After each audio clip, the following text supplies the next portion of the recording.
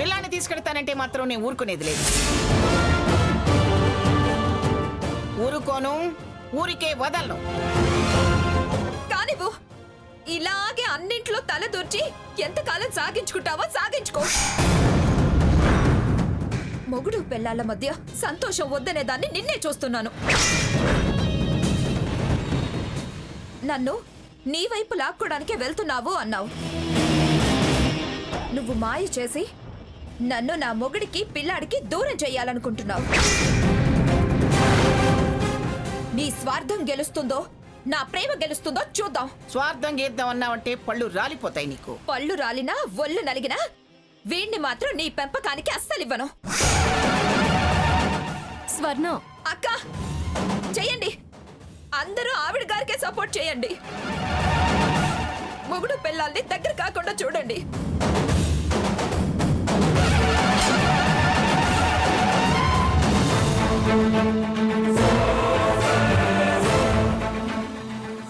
అమ్మో అమ్మో అమ్మో, ఎంత గద్దరితనం నేర్చిందే ఇది, ఎంత మారిపోయిందే ఇది. ఇది ప్రేమతో చేయడం లేదు, నన్నేదో సాధించాలని ఇదంతా చేస్తుంది. సాధింపు లేదు, ఏమీ లేదు. ఏదో చిన్నతరపు మొండితనం అత్తయ్య గారు. చిన్నతనం కాదే, టెంపరితనం. చూస్తా. దీన్ని కారణంగా చూపించి బావని నా రూట్లోకి తెచ్చుకుంటాను.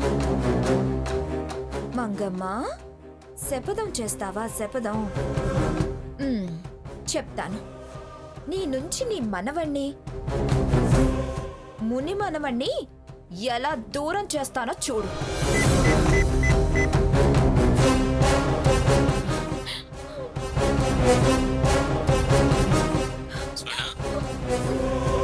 స్వర్ణ, స్వర్ణ, ఫోన్ చేసి మాట్లాడవేంటి? దుఃఖం తన్నుకొస్తుంది బావా. ఎలా మాట్లాడమంటావు బావా? ఏం మాట్లాడమంటావు? స్వర్ణ, ఏమైంది స్వర్ణ? ఎందుకు ఏడుస్తున్నావు? నా బాధకి ఏడుపుకి వేరే కారణం ఏముంటుంది? మీ గ్రాని టార్చర్ తప్ప. మళ్ళీ ఏమైంది స్వర్ణ? ఏం కాకపోతే ఆశ్చర్యపోవాలి.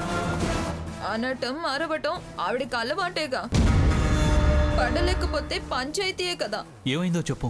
చిన్న చితక కోరికలు కూడా తీర్చుకోలేని దౌర్భాగ్యపు జన్మ అయిపోయింది. ప్రతి విషయాన్ని భూతద్దంలో చూస్తూ పెడర్దాలు తీస్తూ నా కోరికలకు అడ్డుపడటమే ధ్యేయంగా పెట్టుకుంది మీ గ్రాని. ఏదో బుజ్జిగాన్ని తీసుకొని మీకు లంచ్ తెచ్చి తినిపిస్తూ ఓ గంటో అరగంటో అలా సరదాగా సంతోషంగా గడపాలని ఆశపడ్డా. అన్న ఒకటి ప్రధానమా బావా? వీడంటే నీకు ప్రాణం, నేనంటే ప్రేమ. వీడితో ఆడుతూ నాతో మాట్లాడుతూ తృప్తిగా భోంచేస్తావు అన్నదే నా కోరిక. కానీ దానికి అడ్డుపడి నాకు ఆనందం దూరం చేసింది. ఇది న్యాయమా బావా? బ్రతుకు మీద విరక్తి కలుగుతుంది బావా. ఆవిడకి రోజు రోజుకి వయసుతో పాటు చాదస్తం మొండితనం ఎక్కువైపోతున్నాయి. ఎందుకు బావా ఈ బ్రతుకు? భర్తతో తృప్తిగా ఉండలేను, బిడ్డకి దగ్గరవ్వలేని బ్రతుకు. బాధపడకు స్వర్ణ, ఊరుకో. నువ్వు కోరుకున్నట్టే మనం సరదాగా ఉండడానికి నువ్వు చెప్పినట్టే విల్లా తీసుకుందాం. ఏమో బావా, అది మళ్ళీ దేనికి దారి తీస్తుందో అని భయంగా ఉంది. దారి తీస్తే వాళ్ళదో దారి మనదో దారి అంతే. నాకు విల్లా కొనడమే బెటర్ అనిపిస్తోంది. శని ఆదివారాలన్నా మనం కులాసాగా గడపొచ్చు.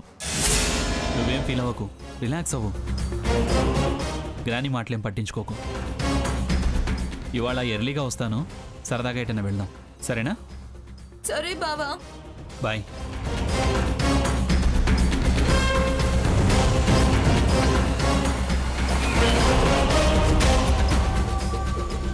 పిఠాపురం మంగమ్మ గారు, నువ్వు పీఠముళ్ళేస్తావా?